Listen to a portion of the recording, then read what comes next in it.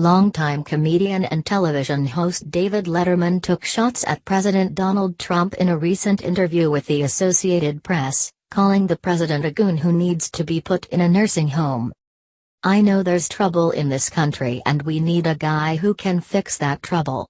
I wish it was Trump, but it's not, so let's just stop whining about what a goon he is and figure out a way to take him aside and put him in a home," Letterman said during the interview, on a press tour for his new Funny or Die show with Senator Al Franken, Democrat Minnesota.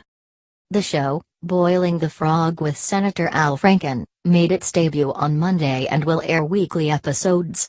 Franken's goal is to fight back against science-based world issues like climate change.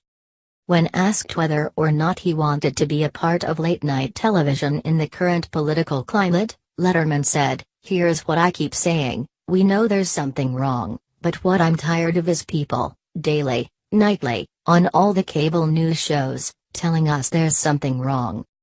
I just think we ought to direct our resources and our energies to doing something about it," he added.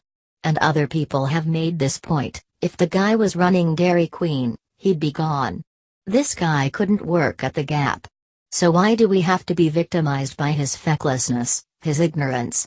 But it's just the behavior is insulting to Americans, whether you voted for him or not, and I feel bad for people who did vote for him because he promised them things that they really needed and one wonders if he's really going to come through."